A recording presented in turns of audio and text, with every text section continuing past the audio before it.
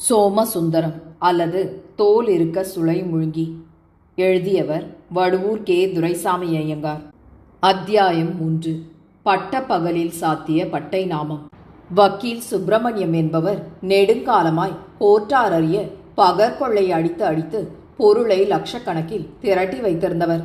அவர் வக்கீல் உத்தியோகத்தில் நிரம்பவும் சுலபத்தில் பெரிய பெரிய தொகைகளை அடிக்கும் சாமர்த்தியத்தை கற்றுக்கொண்டிருந்தவராதலால் அத்தகைய தந்திரசாலி அந்த ஊரில் இருந்ததனாலேயே அதற்கு நரியூர் என்னும் பெயர் வந்ததோ என்று கூட எவரும் சம்சயிக்கலாம். அவர் வக்காலத்து பெறும் கேஸ்களை பற்றிய தகவல்களை அவர் படிப்பதே இல்லை. அவருக்கு கீழ் 2 ஜூனியர் வக்கீல்களும் 2 குமாஸ்தாக்களும் இருந்தனர். அந்த ஜூனியர்கள் வழக்கின் தகவல்களையெல்லாம் தெரிந்து கொண்டு அவற்றின் சாராம்சத்தை சுருக்கமாய் எழுதி கொடுப்பார்கள். வழக்கின் விசாரணை நடப்பதற்கு சற்று முன்பே அவர் கோர்ட்டில் ஆஜராகி அந்த சுருக்கத்தை படித்துவிட்டு சகலமான விவரங்களையும் கரைத்து குடித்திருப்பவர் போல் அவர் கனைத்து உருமி மேஜையை குத்தி அட்டகாசம் செய்வார். ஆனால் ஒவ்வொரு விஷயத்தையும் ஜூனியர்கள் எடுத்து சொல்லி ஊட்டி விடுவார்கள். அதை வைத்துக்கொண்டே அவர் திக்விஜயம் செய்து அபாரமான பொருளை திரட்டி ஜூனியர்களுக்கு சொற்ப சம்பளம் கொடுத்து தாம் பெரிய லட்சாதிபதியாயிருந்தார். உண்மையில் அவருடைய ஜூனியர்கள் இருவரும் திறமைசாலிகளாகவும் உழைப்பாளிகளாகவும் இருந்தமையால் அவர்கள் தங்களுடைய முத்தண்ணாவுடைய மானத்தை காப்பாற்றிக் கொண்டு போனதோடு பெரும் தொகைகளை சம்பாதித்துக் கொடுப்பதால் அவரை கொழுக்க வைத்துக் கொண்டு போயினர். வக்கீல் சுப்பிரமணியத்துக்கு சுமார் 45 வயது இருக்கலாம். அவருக்கு வசதியான ஒரு பங்களா இருந்தது. அங்கு அவர் ஏராளமான சட்ட புஸ்தகங்களை சுமார் 10 கண்ணாடி பீரோக்களில் அழகாய் வைத்திருந்தாரானாலும் அவர் அவைகளில் இருந்தது என்னவென்பதை கண்ணாலும் பார்த்ததில்லை. பீரோக்கள் இருந்த பெரிய ஹாலில் அவருடைய ஜூனியர் வக்கீல்களும் குமாஸ்தாக்களும் எப்போதும் இருந்து உழைத்து கொண்டிருந்தனர்.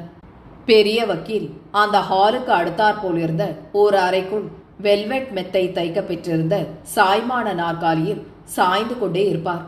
அவருடைய 4வது மனைவியான யவ்வன ஸ்திரீ அடிக்கடி அவருக்கு கொண்டாந்து கொடுக்கும் ஹல்வா, பால்கோவா முதலிய மதோன்மத்தான தின்பண்டங்களை அடிக்கடி தின்பதும் கண்களை மூடிக்கொண்டு உறங்கி சதா காலமும் நிஷ்டையில் இருப்பதுமாகவே அவர் பொழுதை போக்குவார். அவர் காலை வேளைகளில் மாத்திரம் தமக்கு வரும் சமாச்சார பத்திரிகைகளை பிரித்து வைத்துக்கொண்டு அவைகளில் இருக்கும் முக்கியமான விஷயங்களை தெரிந்து கொள்வதில் சுமார் அரை மணி காலம் போக்குவார்.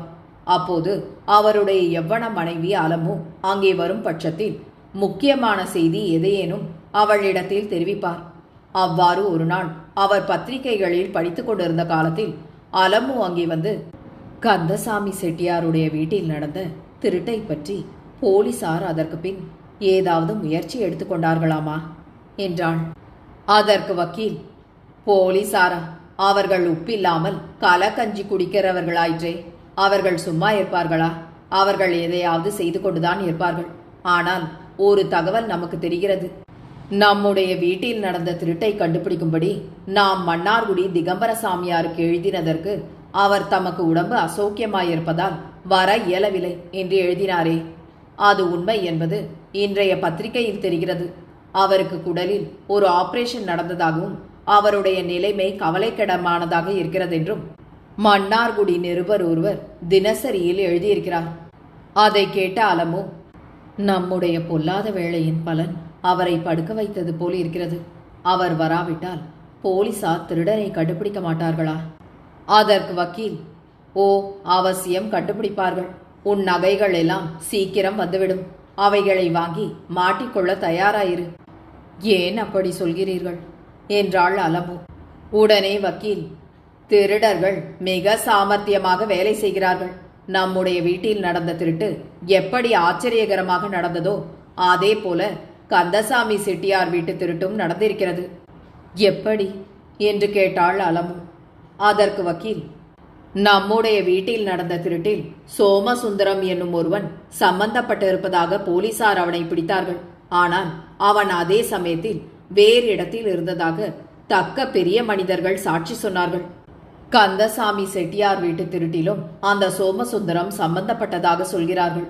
ஆனால் அவன் அதே காலத்தில் வேறு இடத்தில் இருந்ததாக தக்க ருஜு ஏற்பட்டிருக்கிறது. அதை கேட்ட அலமு, அந்த சோமசுந்தரத்தை போலே இன்னொருவன் இருக்கிறானோ என்னவோ இரட்டையாக பிறக்கும் சகோதரர்கள் ஒரே மாதிரி இருக்கிறார்கள் அல்லவா? அதற்கு வக்கீல், இருவருடைய கையெழுத்துக்களும் ஒரே மாதிரி இருக்குமோ? அதை கேட்ட அலமு, சோமசுந்தரம் யோக்கியமானவனாக இருக்கலாம். அவனைப் போல இருக்கும் இன்னொருவன் தான் திருடிவிட்டு அந்த பழியை சோமசுந்தரத்தின் மேல் சுமத்த இப்படியெல்லாம் தந்திரம் செய்யலாம். சோமசுந்தரம் எழுதுவதைப் போலவே தானும் எழுத அவன் கற்றுக்கொண்டிருக்கலாம். உடனே வக்கீல், ஆள்களும் ஒரே மாதிரி இருக்க வேண்டும், எழுத்துக்களும் ஒரே மாதிரி இருக்க வேண்டும். அது சாதாரணமாய் நேரக்கூடிய காரியமே அல்ல. இந்த தந்திரமான திருட்டை போலீசார் கண்டுபிடிப்பார்கள் என்ற நம்பிக்கை எனக்கு ஏற்படவில்லை. நம்முடைய நகைகள் தத்தம்தான். நாம் எள்ளும் ஜலமும் விட்டுவிட வேண்டியதுதான் என்றார். அப்போது வக்கீலை பார்க்க யாரோ ஒருவர் வந்திருப்பதாக வேலைக்காரன் வந்து சொல்ல, உடனே வக்கீல் எழுந்து முன்பக்கத்திற்கு சென்றார். அவர் வருகையை எதிர்பார்த்து ஒரு மனிதர் அங்கு காத்திருந்தார். வக்கீல் தமது நாற்காலியில் உட்கார்ந்து கொண்டு, எனக்காக நெடுநேரமாய் காத்திருக்கிறீர்களா என்றார். அதற்கு அந்த மனிதர், இல்லை, நான் இப்போதுதான் வந்தேன். என்னுடைய அடையாளம் தெரியவில்லை போலிருக்கிறது. வருஷம் கொஞ்சமாகவா ஆகிறது? குழந்தை சௌக்கியம்தானே என்றார். அதை கேட்ட வக்கீல் நிரம்பவும் வியப்படைந்தவராய், எந்த குழந்தையை பற்றி கேட்கிறீர்கள்? என் வீட்டில் குழந்தையே இல்லை என்றார். உடனே வந்தவர், உங்களுக்கு குழந்தை இல்லை, என் குழந்தை அலமு உங்கள் வீட்டில் இருக்கிறது. அதை பற்றி கேட்கிறேன். உங்கள் வீட்டுக்காரி என் குழந்தை அல்லவா? வக்கீல் அவரை உற்று பார்த்து, அடேடே, கோபால் மாமாவா? என்ன நீங்கள் சுத்தமாய் இப்படி அடியோடு உருமாறி போயிருக்கிறீர்களே. சுத்தமாய் உங்களுடைய அடையாளமே தெரியவில்லையே. யாரோ கேஸ் விஷயமாய் வந்திருக்கும் கட்சிக்காரர் என்றல்லவா எண்ணிவிட்டேன். வந்தவர்கள் நேராய் உள்ளே வராமல் இங்கே உட்கார்ந்து இருக்க வேண்டிய காரணம் என்ன? அவள் உங்களை பார்த்தால் அப்படியே பொங்கி பூரித்து போவாளே. உங்களை பார்த்து சரியாக 10 வருஷ காலம் ஆகிறதே. உள்ளே போகலாம், வாருங்கள் என்று கூறி ஆவேசத்தோடு எழுந்தார். அவருடைய மாமனார் என்று சொல்லிக்கொண்ட கோபாலசாமி என்பவரும் எழுந்து பின்தொடர்ந்தார். கோபாலசாமிக்கு சுமார் 50 வயது நிறைந்திருக்கலாம்.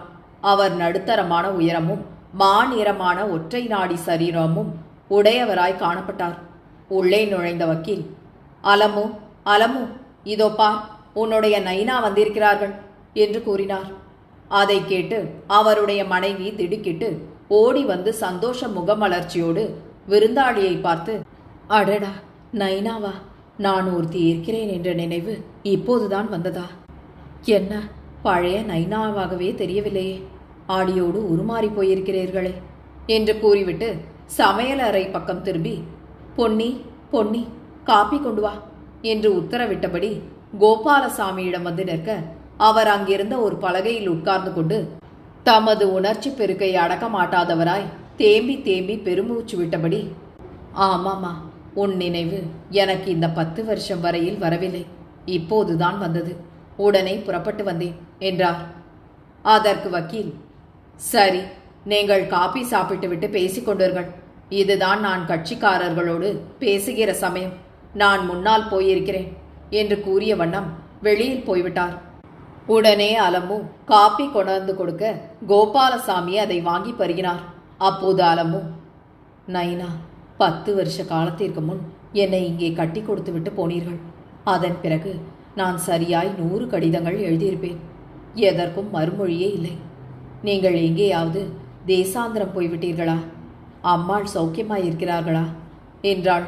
உடனே கோபாலசாமி, குழந்தை, நான் ஊரில் இருந்தால் வேண்டுமென்று பேசாமல் இருப்பேனா? நாங்கள் உன்னை இங்கே அனுப்பிவிட்டு போனதற்கு அடுத்த வாரமே உன் தாயார் 3 நாள் ஜுரத்தில் இறந்து போய்விட்டாள். நீங்கள் அப்போதுதான் புதிதாக வாழ்க்கை நடத்த ஆரம்பிக்கையில் சாவு கடிதம் எழுத மனமில்லை. அதுவும் அன்றி உன் தாயார் இறந்தது முதல் எனக்கு அறிவு கொஞ்சம் மாறாட்டமாகிவிட்டது. நான் சந்நியாசம் வாங்கி கொண்டு யாத்திரை புறப்பட்டு விட்டேன். இந்த 10 வருஷ காலம் அலைந்த பிறகு இப்போதுதான் என் புத்தி ஒழுங்குபட்டது. உடனே நான் புறப்பட்டு இந்த ஊருக்கு வந்தேன். இந்த ஊர் அம்மன் கோயில் சந்து 14வது வீட்டில் என் சிநேகிதர் ஒருவர் இருக்கிறார். அவரிடம் போய் உங்களை பற்றி விசாரித்தேன். நீங்கள் இந்த இடத்தில் இருப்பதாக அவர்தான் சொன்னார். அதன் மேல் வந்தேன் என்றார். அலமு மிகுந்த விசனத்தோடு, அப்படியா நடந்தது? அம்மா இறந்தா போய்விட்டார்கள். ஐயோ, நான் மறுபடி அம்மாளுடைய முகத்தை பார்க்க கொடுத்து வைக்காமல் போனேனே. 10 வருஷ காலமாகவா நீங்கள் ஊர் ஊராய் அலைந்தீர்கள்? என்ன தலைவிதி இது! இங்கே வந்திருக்க கூடாதா? போனதெல்லாம் போகட்டும். இனி நீங்கள் எங்கேயும் போக வேண்டாம். இங்கேயே இருந்து விடுங்கள். உங்களுக்கு ஒரு குறையும் வராதபடி நான் கவனித்துக் கொள்கிறேன். அதை கேட்ட கோபாலசாமி, அப்படியே செய்கிறேன் தாயே. உன்னை விட எனக்கு வேறு யாரம்மா இருக்கிறார்கள்? நான் இங்கே இருப்பதை பற்றி உன் எஜமானரும் ஆட்சேபிக்கக்கூடியவரல்ல. அப்படியே ஆகட்டும். ஆனால் ஒரு சங்கதி, நான் யாத்திரை போன காலத்தில் எனக்கு 2 சிநேகிதர்கள் ஏற்பட்டார்கள். அவர்களோடு நான் ராமேஸ்வரம் போக உத்தேசித்திருந்தேன். இப்போது உன்னை பார்த்த பிறகு அந்த எண்ணம் மாறிவிட்டது. அவர்கள் எனக்காக காத்திருப்பார்கள். நான் போய் அவர்களை அனுப்பிவிட்டு இன்னும் 1 மணி காலத்தில் திரும்பி வருகிறேன் என்று கூறிவிட்டு எழுந்து வக்கீல் இருந்த இடத்திற்கு வந்து சேர்ந்தார். அப்போது வக்கீலோடு வேறு 4 மனிதர்கள் உட்கார்ந்து பேசிக்கொண்டிருந்தனர். வக்கீல் தமது மாமனாரை கண்டவுடன், சட்டையை கழற்றிவிட்டு ஸ்நானம் அனுஷ்டானம் முதலியவைகளை கவனிக்கிறது தானே என்றார். உடனே கோபாலசாமி, நான் அவசரமாய் ஒரு இடத்திற்கு போய்விட்டு இன்னும் 1 மணிக்குள் திரும்பி வருகிறேன். அதற்கு மேல் ஸ்நானம் முதலிய காரியங்களை கவனிக்கிறேன் என்று கூறிவிட்டு வெளியில் நடந்தார். அப்போது அவருடைய முகம் தானாகவே புன்னகை செய்தது. எங்கே என் எண்ணம் இவ்வளவு சுலபத்தில் நிறைவேறும் என்று கனவில் கூட நான் நினைக்கவில்லை. இதுவும் ஒரு அதிர்ஷ்டம்தான். இங்கே மறைந்திருந்தால் எப்படிப்பட்ட போலீஸ் பிரகஸ்பதியாலும் என்னை கண்டுபிடிக்க முடியாது. அதற்கு மேல் நடக்க நடக்க யுக்தி செய்து கொள்ளலாம் என்று தமக்கு தாமே எண்ணமிட்டவராய் தெருவோடு போய்விட்டார். வக்கீல் சுப்பிரமணியம் வழக்கமாய் காலை 10 மணிக்கு முன்னாலேயே சாப்பாட்டை முடித்துக்கொண்டு கச்சேரிக்கு புறப்படுவார். அதே போல அன்றைக்கும் அவருடைய சாப்பாடு முடிந்தது. ஆனால் அன்றைய தினம் அவருக்கு கச்சேரியில் வேலை இல்லை. ஆதலால் அவர் தமது ஜூனியர் வக்கீல்களை மாத்திரம் கச்சேரிக்கு அனுப்பிவிட்டு தாம் தமது ஆசனத்தில் உட்கார்ந்திருந்தார். குமாஸ்தாக்கள் இருவரும் ஒரு மூலையில் இருந்த டைப் அடிக்கும் எந்திரங்களுக்கண்டையில் உட்கார்ந்து ஏதோ சில அலுவல்களை கவனித்துக் கொண்டிருந்தனர். சரியாக மணி 10:15 ஆன சமயத்தில் அவருக்கு முன் நொண்டி ராமசாமி பிள்ளை பிரசன்னமானார். அவர் நொண்டி நொண்டி நடந்து கொண்டு வந்ததிலிருந்து அவருடைய காலில் ஏதோ ஊனம் இருப்பதாக வக்கீல் அனுமானித்துக் கொண்டு ஒரு நாற்காலியை காட்ட ராமசாமி உடனே அதில் உட்கார்ந்து கொண்டார். யார் நீங்கள்? நான் உங்களுக்கு செய்யக்கூடிய காரியம் ஏதாவது உண்டா என்று கேட்டார் வக்கீல். அதற்கு ராமசாமி, ஒரு கேஸ் விஷயமாய் உங்களிடம் ஆலோசனை கேட்க வேண்டும். உடனே வக்கீல், நான் சீனியர் வக்கீல். கட்சிக்காரர் நேராக என்னிடம் வருவது வழக்கமில்லை. என்னுடைய ஜூனியர்கள் முதலில் கேஸ் தஸ்தாவேஜ்களை பார்த்து விஷயங்களை சாராம்சமாக என்னிடம் தெரிவிப்பார்கள். அதற்கு மேல் நான் யோசனை சொல்வேன். அவர்கள் கச்சேரிக்கு போயிருக்கிறார்கள். வர 7 மணி ஆகும். நீங்கள் அப்போது வந்தால் ஆக வேண்டியதை செய்ய சொல்கிறேன். அதை கேட்ட ராமசாமி, என் வழக்கு மிகவும் முக்கியமானது. அது ஜெயிக்குமா ஜெயிக்காதா என்பதை ஒரு பெரிய வக்கீலிடம் யோசனை கேட்க வேண்டும் என்று நினைத்து நான் தங்களிடம் வந்தேன். அதற்கு வக்கீல், ஜூனியர்கள் விஷயங்களில் அனாவசியமாயிருப்பதை தள்ளிவிட்டு அவசியமானவைகளை திரட்டி என்னிடம் சொல்வார்கள். நானே முடிவான யோசனை சொல்வேன். நானே முதலில் எல்லா விஷயங்களையும் ஆராய்ந்து கொண்டிருப்பதற்கு எனக்கு அவகாசம் இல்லை. நீங்கள் ஒரு காரியம் செய்யுங்கள். உங்கள் வழக்கின் சாராம்சத்தை ஒரு காகிதத்தில் எழுதி என்னிடம் வைத்துவிட்டு போய் மறுபடி காலையில் வாருங்கள். நான் முடிவு சொல்கிறேன். அதோ இருக்கும் குமாஸ்தாக்களிடம் போங்கள். காகிதமும் பென்சிலும் கொடுப்பார்கள் என்றார். ராமசாமி அதற்கு மேலும் மறுத்து பேச மாட்டாதவராய் எழுந்து குமாஸ்தாக்கள் இருந்த இடத்திற்கு சென்று காகிதம் பென்சில் ஆகியவற்றை பெற்று ஓரிடத்தில் உட்கார்ந்து தமது வழக்கின் விவரங்களை எழுதத் தொடங்கினார். அவர் மெதுவாய் எழுதும் இயல்புடையவராதலால் 11 மணி ஆகிற வரையில் எழுதி கொண்டே இருந்தார். அப்போது அங்கு கோபாலசாமியும் இன்னொருவரும் வந்து சேர்ந்தனர். பின்னவர் சுமார் 40 வயது மதிக்கத்தக்கவராய் காணப்பட்டதன்றி தாடி மீசைகள் வளர்த்து கொண்டிருந்தார். ஆனால் அவர் சட்டை, நிஜார், பூட்ஸ், தொப்பி, மணிக்கட்டு கடிகாரம் முதலிய மேல்நாட்டு சாமான்களுடன் காணப்பட்டார். அவரும் கோபாலசாமியும் அங்கே வந்தவுடன் வக்கீல் தமது மாமனாரை நோக்கி, ஏன் இவ்வளவு தாமதமாகிவிட்டது? சாப்பாட்டுக்கு நேரமாகவில்லையா என்றார். அப்போது கோபாலசாமி சற்று தூரத்தில் உட்கார்ந்து எழுதி கொண்டிருந்த ராமசாமி பிள்ளையை வியப்போடு பார்த்துவிட்டு வக்கீலை நோக்கி, நான் உங்களோடு தனிமையில் சில வார்த்தைகள் பேச வேண்டும் என்றார். உடனே வக்கீல் தமது மாமனாரை அழைத்து கொண்டு பக்கத்து அறைக்கு செல்ல அவர்களுடன் தாடிக்கார மனிதனும் சென்றார். அங்கிருந்த ஆசனங்களில் மூவரும் உட்கார்ந்து கொண்டனர். உடனே கோபாலசாமி, நான் காலையில் இங்கு வந்துவிட்டு போனேன் அல்லவா?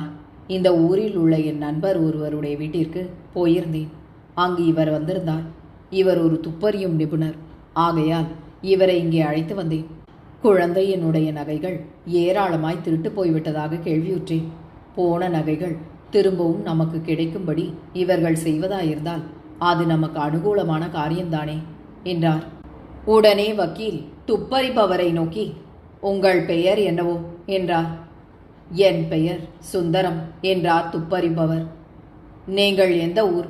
துப்பறிபவர் என்றால் அதற்கு ஏதாவது அதிகார கடிதம் இருக்குமே என்று கேட்டார் வக்கீல். என்னுடைய ஊர் மன்னார்குடி. திகம்பர சாமியார் என்னும் மகானை பற்றி நீங்கள் கேள்வியுற்றிருக்கலாம். அவர்களுக்கு நான் தான் பிரதம சீடன்.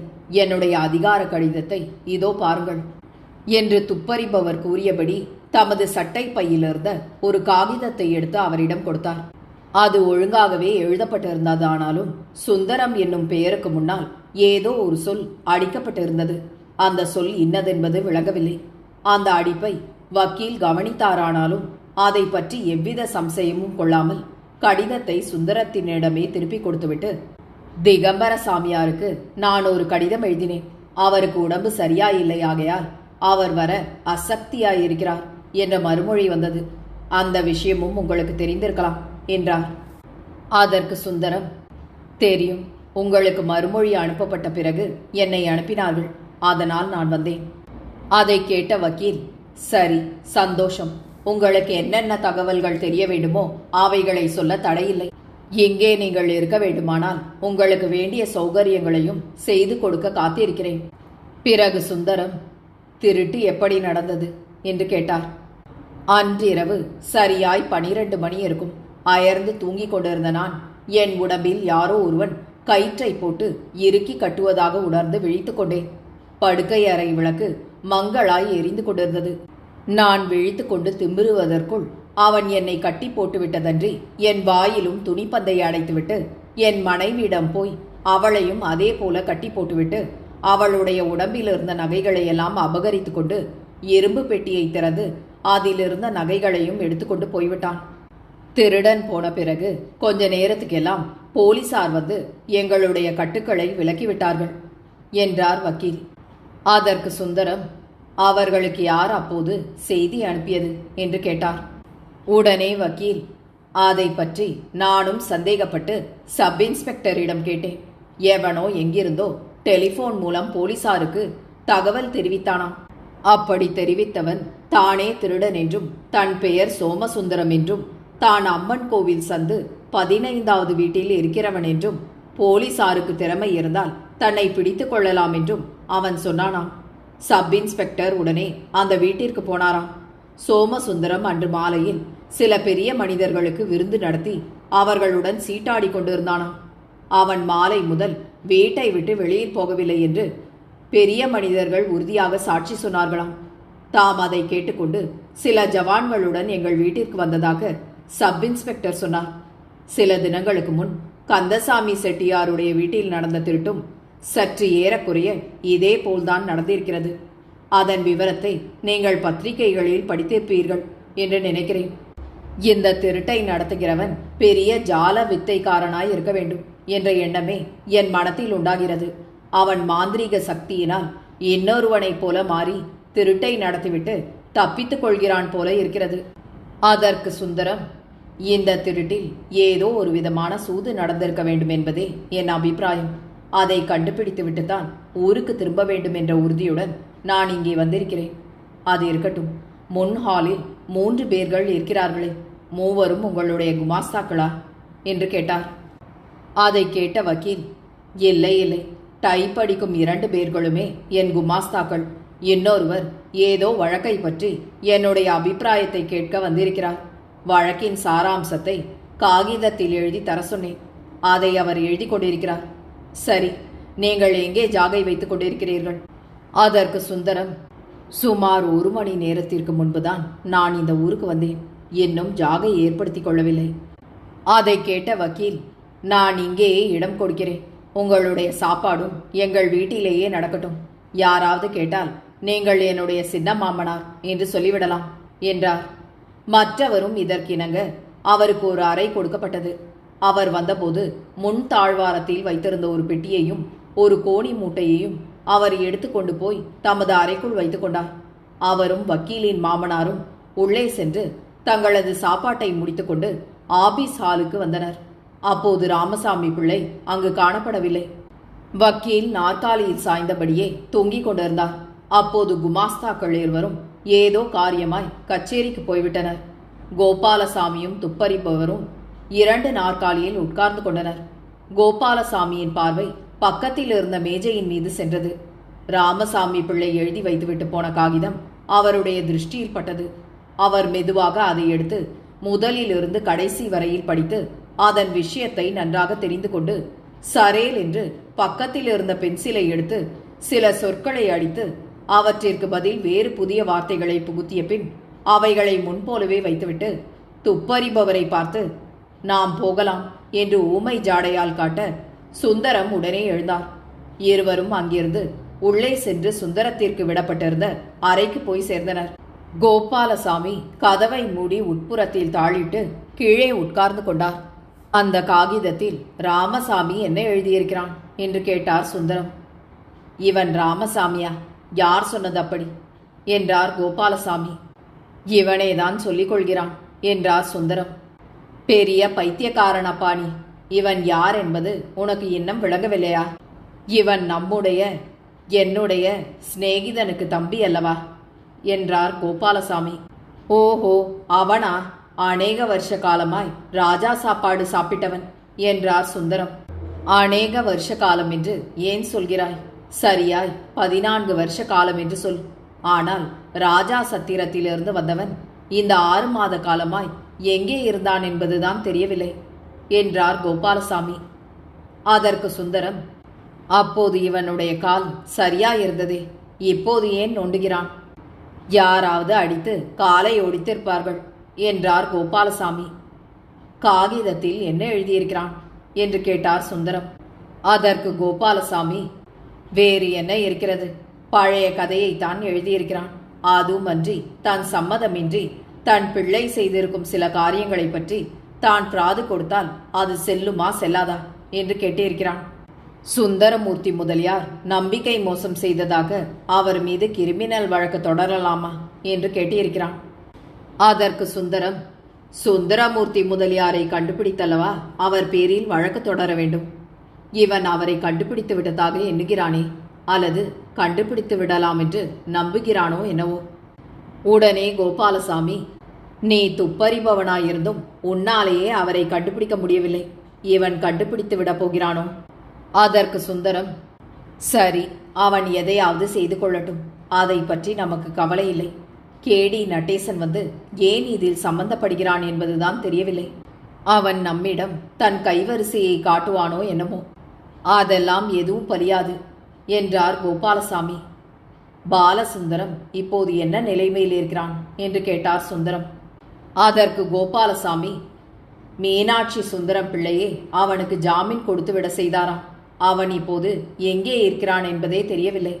சரி, நான் சற்று உலாவி விட்டு வருகிறேன். நீங்கள் உங்கள் பெண்ணிடம் போய் பேசிக் கொண்டீர்கள், அல்லது ஒரு தூக்கம் போட்டு எழுந்திருங்கள் என்றார் சுந்தரம். உடனே கோபாலசாமி எழுந்து கதவை திறந்து கொண்டு வெளியில் போய் ஒரு சோபாவில் படுத்துக்கொண்டார். சுந்தரம் அந்த அறையின் கதவை மூடி வெளியில் பூட்டிக்கொண்டு முன்பக்கத்தில் உள்ள ஹாலை அடைந்து ஒரு மூலையில் இருந்த நாற்காலியில் உட்கார்ந்து கொண்டார். அப்போது வக்கீல் குரட்டை விட்டு தூங்கிக் கொண்டிருந்தார். சிறிது நேரத்திற்கு பிறகு குமாஸ்தாக்கள் இருவரும் அங்கே வந்து சேர்ந்தனர். அவர்களில் ஒருவர் சுந்தரத்தை பார்த்து, உங்களுக்கு ஏதாவது காரியமாக வேண்டுமா? வக்கீல் தூங்குகிறார் என்றார். உடனே சுந்தரம், எனக்கு ஒரு காரியமும் ஆக வேண்டியதில்லை, அவர்கள் தூங்கட்டும். பிறகு குமாஸ்தா, ஏதாவது கேஸ் சம்பந்தமாக வந்திருக்கிறீர்களோ என்ற சந்தேகத்தினால் கேட்டேன். சுந்தரம் புன்சிரிப்போடு, இங்கே வருகிறவர்கள் எல்லோரும் கட்சிக்காரர்களாகவே இருக்க வேண்டும் என்பது உங்கள் நிக்கா போல் இருக்கிறது. உடனே குமாஸ்தா, இங்கு வருகிறவர்கள் எல்லோரும் ஏதாவது கேஸ் விஷயமாகத்தான் வருகிறவர்கள். அதனால் கேட்டேன். நீங்கள் கோபிக்க வேண்டாம். நீங்கள் வக்கீலுக்கு வேண்டியவர்கள் போலிருக்கிறது என்றார். அதற்கு சுந்தரம், நான் இவர்களுடைய இளைய மாமனார். என் தமையனாரும் நானும் வந்திருக்கிறோம். அவர் உள்ளே இருக்கிறார். நான் காற்றுக்காக இப்படி வந்து உட்கார்ந்தேன். ஓஹோ, அப்படியா? சந்தோஷம். நான் கேட்டதை பற்றி மனதில் ஆயாசம் கொள்ள வேண்டாம் என்று குமாஸ்தா கூறி மன்னிப்பு கேட்டுக்கொண்டு தமது வேலையை கவனிக்கத் தொடங்கினார். அதன் பிறகு சுமார் அரை மணி காலம் சென்றது. சுந்தரம் எழுந்து ஹாலிற்கு பக்கத்தில் இருந்த நடைக்கு போய் அங்கும் இங்கும் உலாவத் தொடங்கினார். அப்போது அங்கு ஒருவன் தோன்றி, வக்கீல் ஐயா இருக்கிறார்களா என்று வினவினான். உடனே சுந்தரம், வக்கீல் ஐயா தூங்கிக் கொண்டிருக்கிறார், என்ன விசேஷம் என்றார். வந்தவன் அவரிடத்தில் இந்த கடிதத்தை கொடுக்க வேண்டும் என்றான். கொடுத்து விட்டு போம், அவர்கள் எழுந்தவுடன் கொடுத்து விடுகிறேன் என்றார் சுந்தரம். சரி, கவனமாய் கொடுத்து விடுங்கள் என்று வந்தவன் கூறியபடியே உரையோடு கூடிய ஒரு கடிதத்தை அவரிடம் கொடுத்தான். அந்த உரையின் பின்பக்கத்தில் 5 இடங்களில் அரக்கு முத்திரைகள் வைக்கப்பட்டிருந்தன. சுந்தரம் அதை வாங்கி அதன் மேல் விலாசத்தை கூட பார்க்காமல் தமது சட்டை பைக்குள் வைத்துக்கொண்டு, இதை யார் கொடுத்தது என்று வக்கீல் கேட்டால் என்ன சொல்வது என்றார். உடனே வந்தவன், கடிதத்தை படித்து பார்த்து கொள்ள சொல்லுங்கள், எல்லா விவரமும் அதில் இருக்கிறது. நான் மறுபடி மாலை 7 மணிக்கு வருவதாய் சொல்லுங்கள் என்று கூறிவிட்டு வெளியில் போய்விட்டான். கடிதத்தை தமது சட்டை பைக்குள் வைத்துக் கொண்ட சுந்தரம் சுமார் 10 நிமிஷ காலம் அங்கும் இங்கும் உலாவியபடி இருந்து திடீரென்று எதையோ நினைத்து கொண்டவர் போல விரைவாக உள்ளே சென்று ஒரு சோபாவில் படுத்திருந்த கோபாலசாமியை அழைத்து கொண்டு தமது அறையை திறந்து கொண்டு அவருடன் உள்ளே சென்று மறுபடி கதவை மூடி உள்புறத்தில் தாளிட்டு கொண்டு தனிவான குரலில் பேசத் தொடங்கி, இப்போது இங்கே முக்கியமான ஒரு ஆசாமி வந்துவிட்டு போனான் என்றார். யார் அவன் என்றார் கோபாலசாமி. கேடி நடேசன் வக்கீலுக்கு ஒரு கடிதம் கொண்டு வந்தான். அவரிடம் கொடுத்து விடுவதாக சொல்லி கடிதத்தை வாங்கி வந்திருக்கிறேன். அவன் மறுபடி மாலை 7 மணிக்கு வருவதாக சொல்லி சென்றான் என்றார் சுந்தரம். உடனே கோபாலசாமி, கடிதத்தை பிரித்து பார்த்தாயா என்று கேட்டார். அதற்கு சுந்தரம், இதோ பார்க்கிறேன் என்று கூறியபடி தனது பெட்டியை திறந்து அதற்குள்ளிருந்த ஒரு திராவக சீசாவை எடுத்து அந்த திராவகத்தை உரையின் ஒட்டுவாயில் தடவ மூடப்பட்ட பாகம் சுலபத்தில் திறந்து கொண்டது. அரக்கு முத்திரைகள் கெடாமல் அப்படியே இருந்தன. உரைக்குள் ஒரு காகிதம் 4ஆக மடிக்கப்பட்டு வைக்கப்பட்டிருந்தது. சுந்தரம் அதை வெளியில் எடுத்து பிரித்து மனதிற்குள்ளாகவே படித்து பார்த்துவிட்டு, சபாஷ், விஷயம் மிகவும் வேடிக்கையாகத்தான் இருக்கிறது என்று வியப்போடு கூறியபடி கடிதத்தை மற்றவரிடம் கொடுக்க அவரும் அதை விரைவாக படித்துவிட்டு ஆச்சரியமடைந்து, நல்ல வேளைதான், இது நம் கைக்கு வந்தது என்றார். அதற்கு மேல் அவர்கள் மிக தனிவான குரலில் சுமார் 5 நிமிஷ காலம் ரகசியம் பேசிக் கொண்டிருந்தனர். அதன் பிறகு கோபாலசாமி கடிதத்தை வாங்கி தமது சட்டை பைக்குள் வைத்துக்கொண்டு அந்த அறையை விட்டு வெளிப்பட்டு பங்களாவிற்கு வெளியில் எங்கேயோ போய்விட்டார். அதற்கு சுமார் 1 மணி காலத்திற்கு பிறகு வக்கீல் விழித்துக்கொண்டு குமாஸ்தாக்களை பார்த்து, நான் வெகு நேரம் தூங்கிவிட்டேன் போலிருக்கிறதே, கட்சிக்காரர்கள் யாரும் வரவில்லையே என்றார். அதற்கு ஒரு குமாஸ்தா, யாரோ ஒரு மனிதர் கொஞ்ச நேரத்திற்கு முன்பு உங்களுக்கு ஒரு கடிதம் கொண்டாந்தார். உங்கள் இளைய மாமனார் உங்களிடம் கொடுப்பதாக சொல்லி அதை வாங்கி வைத்துக் கொண்டார் என்றார். உடனே வக்கீல், அவர் இப்போது எங்கே இருக்கிறார் என்று கேட்டார். உள்ளே போனார் என்றார் குமாஸ்தா. உடனே வக்கீல் நாற்காலியை விட்டு எழுந்து உள்பக்கத்தில் போக சுந்தரம் எதிரில் வந்தார். அவரை கண்ட வக்கீல், எனக்கு யாரோ கடிதம் கொண்டு வந்தார்களாமே, அது எங்கே என்றார். அதற்கு சுந்தரம், நீங்கள் தூங்கிக் கொண்டிருந்தீர்களா? அது ஏதாவது முக்கியமானதாக இருக்கும் என்ற நினைவினால் அதை மேஜையின் மேல் வைக்காமல் உள்ளே கொண்டு வந்து உங்கள் மாமனாரிடம் கொடுத்துவிட்டேன். அவர்கள் எங்கே என்று கேட்டார் வக்கீல். முன்பக்கம்தானே வந்தார்கள் என்றார் சுந்தரம். அதை கேட்டுக்கொண்ட வக்கீல் முன்பக்கத்திற்கு போய் சேவகனிடம் விசாரிக்க கோபாலசாமி வெளியில் போய்விட்டதாக தகவல் தெரிவித்தான். அதை கேட்டுக்கொண்ட வக்கீல் திரும்பி வந்து வேறு வேலை ஏதிலோ தன் கவனத்தை செலுத்தி கொண்டிருக்க சுமார் அரை மணியில் கோபாலசாமி திரும்பி வந்து சேர்ந்தார். அவர் வந்தபோதே கடிதத்தை வக்கீலிடம் நீட்டியபடி வந்து, நீங்கள் தூங்கிக் கொண்டிருந்த போது சுந்தரம் கொண்டாந்து இதை என்னிடம் கொடுத்தான். நீங்கள் விழித்து கொண்டவுடன் இதை உங்களிடம் கொடுக்க வேண்டும் என்று நினைத்து இதை சட்டை பைக்குள் வைத்துக் கொண்டேன். வெளியில் போகும்போது மறந்தாற்போல் போய்விட்டேன். கடை தெருவண்டை போனவுடன் இதை பற்றிய நினைவு வந்தது. இதற்காகவே இப்போது திரும்பி வந்தேன். இதை கொடுத்த ஆள் சாயங்காலம் 7 மணிக்கு மறுபடி வருவதாக சொல்லிவிட்டு போனானாம் என்றார். வக்கீல் அதை வாங்கி அது தமக்கு வந்ததுதானா என்பதை முதலில் நிச்சயப்படுத்திக் கொண்டார். அதில் அரக்கு முத்திரைகள் இருந்ததை பார்க்கவே எவரேனும் தமக்கு அதற்குள் கரன்சி நோட்டுகளை அல்லது செக்கை வைத்து அனுப்பியிருப்பார்கள் என்று அவர் உடனே மனக்கோட்டை கட்டிக்கொண்டு அவசரமாக அதை கிழித்து உள்ளே பார்க்க உட்புறத்தில் கடிதம் மாத்திரம் இருக்கவே வக்கீலின் முகம் ஏமாற்றத்தை காட்டியது. அவர் கடிதத்தை பிரித்து படிக்க அது அடியில் வருமாறு எழுதப்பட்டிருந்தது. வக்கீல் சுப்பிரமணியத்திற்கு எழுதியது. நான் உம்மை பார்க்க முடியாமல் போனால் இதை கொடுத்து விட்டு போக வேண்டும் என்ற கருத்துடன் நான் இதை ஏற்கனவே எழுதி கொணர்ந்திருந்தேன். சோமசுந்தரம் என்பவனைப் போல மாறுவேஷம் போட்டுக்கொண்டு திருட்டுக்களை நடத்துகிறவன் நான்தான். நான் நேரில் உம்மிடம் வந்தால் நீர் என்னுடைய அடையாளத்தை கண்டு கொள்கிறீரா இல்லையா என்பதை அறியும் பொருட்டே நேரில் வந்தேன். நீர் நல்ல சந்தர்ப்பத்தை இழந்தீர். ஆயினும் நான் உம்மை இதோடு விட்டுவிட எண்ணவில்லை. இரவு 1 மணி சுமாருக்கு வர உத்தேசித்திருக்கிறேன். சாமர்த்தியம் இருந்தால் அப்போது என்னை நீர் பிடித்து கொள்ளலாம். இதை போலீசாருக்கு தெரிவிக்க வேண்டாம். தெரிவித்தால் உமது மூக்கை இழப்பீர். இப்படிக்கு போலி சோமசுந்தரம் என்று எழுதப்பட்டிருந்த கடிதத்தை படித்த வக்கீலின் முகம் விகாரமாக மாறியது. அவருடைய மனதில் கோபம் பொங்கியது. அவர் உடனே தமது குமாஸ்தாக்களில் ஒருவரை அழைத்து, நீ உடனே போலீஸ் ஸ்டேஷனுக்கு ஓடி சப் இன்ஸ்பெக்டரை கண்டு நான் அவரிடம் அவசரமாக ஒரு சங்கதியை சொல்ல விரும்புகிறேன் என்று சொல்லி அவரை அழைத்து வா என்றார். உடனே குமாஸ்தா விசையாக ஓடத் தொடங்கினான். எங்கனம் நிலைமை இப்படி இருக்க ராமசாமி தமது நிலைமையை பற்றி எண்ணமிட்டபடி ஒரு தெருவோடு சென்று கொண்டிருக்க எதிரில் வந்த ஒருவன், நெல்லும் ஐயா அப்படியே என்று அதிகார தோரணையில் கூறவே அதை கேட்ட ராமசாமி வியப்போடு நிமிர்ந்து பார்த்தார். ராமநாதம் செட்டியாருடைய தாடி பொய் தாடி என்று கண்டுபிடித்தவனும் நடேசன் என்று குறிக்கப்பட்டவனுமான மனிதனே அவன் என்பது தெரியவே ராமசாமி, யாரப்பாணி பெரிய அதிகாரத்தோடு உத்தரவிடுகிறாயே என்றார். அதற்கு நடேசன், ராமநாதம் செட்டியார் வீட்டிற்குள் போய் ஒளிந்து கொண்ட பிறகு உமக்காக நாங்கள் எத்தனையோ பாடுகள் பட்டு கதவை திறந்து கொண்டு உள்ளே போனோம். நல்ல சமயத்தில் நீர் சொல்லாமல் போய்விட்டீரே என்று கேட்டான்.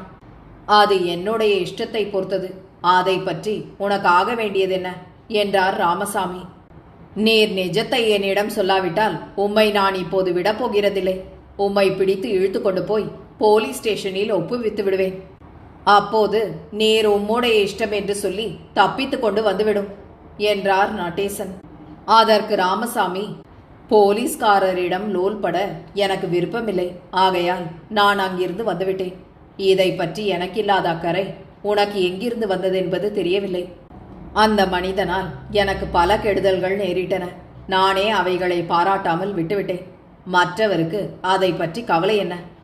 அதை கேட்ட நடேசன், என்ன நடந்தது என்பது தெரிந்து கொள்வதில் மற்றவர்களுக்கு ஒரு திருப்தி. அது இருக்கட்டும். சுந்தரமூர்த்தி முதலியார் என்பவர் யார்? அவருக்கும் உமக்கும் என்ன சம்பந்தம்? அவர் உமக்கு என்ன விதத்தில் கெடுதல் செய்தார்? இதையெல்லாம் நான் தெரிந்து கொள்ள விரும்புகிறேன். இதையெல்லாம் சொன்னால் நான் என்னால் ஆனவரையில் உமக்கு நன்மை செய்ய முயற்சிக்கிறேன். உடனே ராமசாமி, என் குடும்ப விஷயங்களையெல்லாம் நான் அயலாரிடம் சொல்லி பகிரங்கப்படுத்த விரும்பவில்லை. ஆகையால் நீ உன் வேலையை கவனித்துக் கொண்டு போ. நான் போகத்தான் வேண்டுமா?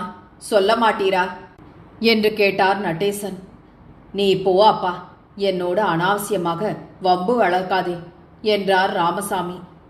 சரி, அதுவே உம்முடைய விருப்பமானால் அப்படியே செய்ய தடையில்லை என்று நடேசன் கூறியபடி அவ்விடத்தை விட்டு நடந்து அருகில் இருந்த ஒரு சந்திற்குள் நுழைந்து மறைந்து நின்று கவனித்தான். ராமசாமி அதற்கு மேல் தாம் எவ்விடத்திற்கு போவதென்பதை நிச்சயிக்க மாட்டாமல் அப்படியே நின்றார். தம்மை போலீஸ் ஸ்டேஷனுக்கு இழுத்து கொண்டு போவதாக பயமுறுத்திய அந்த மனிதன் அப்படி செய்யாமல் முறைப்பாக போனதை காண அவருடைய மனத்தில் ஒரு விதமான திகில் ஏற்பட்டுவிட்டது. அவன் என்ன கருத்தோடு போயிருப்பானோ? அவன் மறுபடி வந்து தம்மை உபதிரவிப்பானோ என்னும் எண்ணங்களை கொண்டவராய் அந்த மனிதர் அருகில் இருந்த ஒரு திண்ணையில் சாய்ந்தபடி மலைத்து நின்று விட்டார். மறைவில் ஒளிந்து பார்த்த நடேசன் சரேல் என்று விரைவாக சென்று 5-6 வீடுகளுக்கு அப்பால் பூட்டப்பட்டிருந்த ஒரு வீட்டின் வாசலை அடைந்து தன்னிடம் இருந்த ஒரு திறவுகோல் கதவை திறந்து கொண்டு உள்ளே நுழைந்து தனது வேஷத்தை மாற்றிக்கொண்டு 10 நிமிஷ காலத்தில் வெளியில் வந்து மறுபடி கதவை மூடி பூட்டினான். அப்போது அவன் நரைத்து போன நீண்ட தாடி, சிவப்பு தலைப்பாகை, நாமம், சட்டை முதலியவற்றோடு காணப்பட்டதன்றி அவன் நடேசன் என்று எவரும் சந்தேகியாதபடி முற்றிலும் வேறு மனிதன் போல் காணப்பட்டான். அவ்வாறு உருமாறி வந்தவன் ராமசாமி அதே இடத்தில் நின்றதை கண்டான். தான் வீட்டிற்குள் நுழைந்து வேறு வேஷத்தில் வந்ததை அவர் தெரிந்து கொள்ளவில்லை என்பதை அவருடைய முகத்தோற்றத்திலிருந்து நடேசன் நன்றாய் உணர்ந்து கொண்டான். அதே இடத்தில் மேலும் அரை நாழிகை காலம் நின்ற பின் ராமசாமி புறப்பட்டு நடக்கத் தொடங்கினார். நடந்தவர் அடிக்கடி திரும்பி பார்த்தபடி சென்றார். நடேசன் அவரை கவனியாதவன் போலவும் தன் சுய காரியமாய் போகிறவன் போலவும் பின்தொடர்ந்து சென்றான். ராமசாமி அந்த தெருவோடு சென்று அடுத்த தெருவை அடைந்து இடது கை பக்கத்தில் இருந்த 2வது வீட்டிற்குள் நுழைந்தார். அவர் அந்த வீட்டில்தான் குடியிருக்க வேண்டும் என்று யூகித்துக் கொண்டவனாய் நடேசன் அந்த வீட்டின் முன்னால் வந்து இப்புறம் அப்புறம் பல தடவைகள் போய் வந்து உள்ளே வேறு மனிதர்கள் இருக்கிறார்களா என்று கவனிக்கத் தொடங்கினான். எவரும் அவனுடைய கண்ணில் படவில்லை. எனவே அவன் மெல்ல அந்த வீட்டின் வாசற்படியை அடைந்து உள்ளே நுழைய தொடங்கினான். வாசற்படிக்கு அடுத்தாற்போல் நடையும் அதற்கு அப்பால் ஒரு அறையும் காணப்பட்டன. அறையின் கதவு மூடி வைக்கப்பட்டிருந்தது. அது அப்புறத்தில் தாளிட பெற்றிருந்ததா இல்லையா என்பதை தெரிந்து கொள்ள வேண்டும் என்ற கருத்தோடு அவன் கதவின் மேல் மெதுவாக தன் வலது கையை வைக்க கதவு திறந்து கொண்டது. உள்புறத்தில் சிறிது தூரத்தில் ஒரு நாற்காலியில் ஒரு மனிதர் உட்கார்ந்திருந்தார். அவர் தாடிக்கார நடேசனை பார்த்து வியப்படைந்து, யார் நீங்கள்? உங்களுக்கு என்ன வேண்டும் என்றார். அதை கேட்ட நடேசன் சிறிதும் தயங்காமல், ராமசாமி பிள்ளை எங்கே இருக்கிறார்? அவரை நான் பார்க்க வேண்டும் என்றார். அவர் மாடியில் இருக்கிறார் என்றார் மற்றவர். மாடியில் அவர் மாத்திரம் குடியிருக்கிறாரா என்று கேட்டார் நடேசன். ஆம் என்றார் மற்றவர். ஓஹோ, மாடியில் குடும்பத்தோடு குடியிருப்பது சாத்தியமோ என்று கேட்டார் நடேசன். அதற்கு மற்றவர், அவரோடு வேறு யாரும் இல்லை. அவர் நேற்று சாயங்காலம்தான் மாடியை வாடகைக்கு எடுத்துக்கொண்டார். அதை கேட்ட நடேசன், சரிதான், அவர் என் பழைய நண்பர். நான் போய் அவரை பார்க்கிறேன்.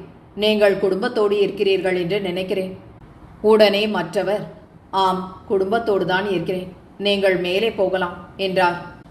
சரி என்று நடேசன் கூறியபடி ஓர் அடி வைத்த பின் எதையோ நினைத்து கொண்டு திரும்பி, நீங்களும் பிள்ளைமார்தானோ என்றார். இல்லை இல்லை, நாங்கள் நாயக்கர் என்றார் மற்றவர். உங்கள் நாமதேயம் என்னவோ என்று விசாரித்தார் நடேசன். குப்புசாமி நாயக்கர் என்றார் மற்றவர்.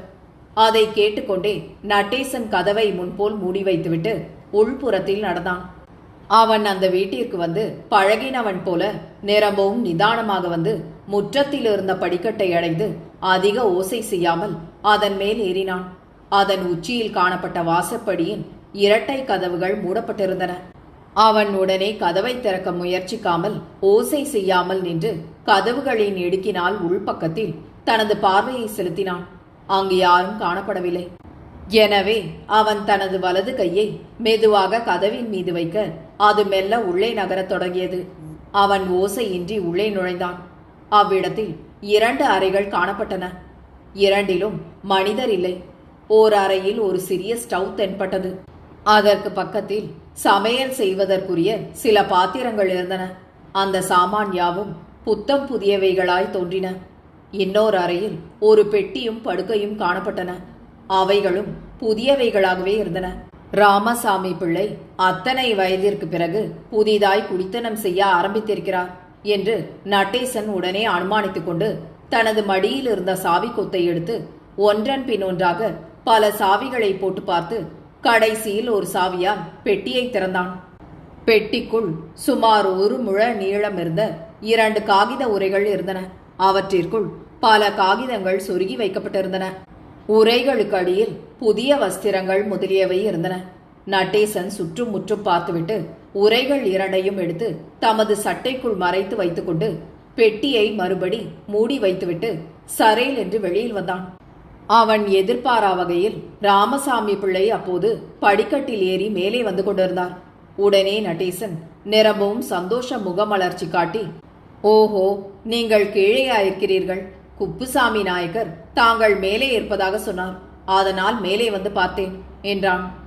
ராமசாமி பிள்ளை திடுக்கிட்டு தாடி முதலியவைகளுடன் இருந்த நடேசனை சந்தேக பார்வையாக உற்று பார்த்து சரேல் என்று உள்ளே நுழைந்து 2 அறைகளிலும் தமது பார்வையை செலுத்தி, சாமான்கள் எல்லாம் சரியாயிருக்கின்றனவா என்று பார்த்து நிச்சயப்படுத்திக் கொண்டு மறுபடி நடேசனை நோக்கி, யார் நீங்கள் என்றார்.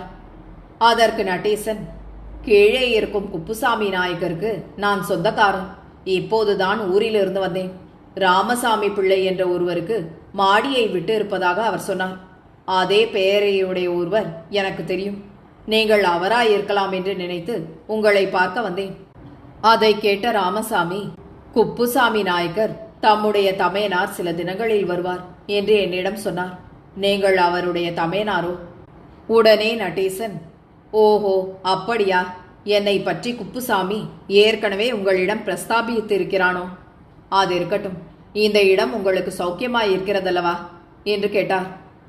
மாடியில் இருப்பதில் ஜல கஷ்டம்தான் கொஞ்சம் ஏற்படுகிறது என்றார் ராமசாமி. அதற்கு நடேசன், ஆம், அது சகஜம்தானே, இருக்கட்டும். கூடிய சீக்கிரம் மாடியில் ஒரு குழாய் வைக்கும்படி ஏற்பாடு செய்து விடுகிறேன். என்னுடைய தம்பிக்கு அவ்வளவு திறமை போதாது. நானேதான் இதையெல்லாம் கவனிக்க வேண்டும்.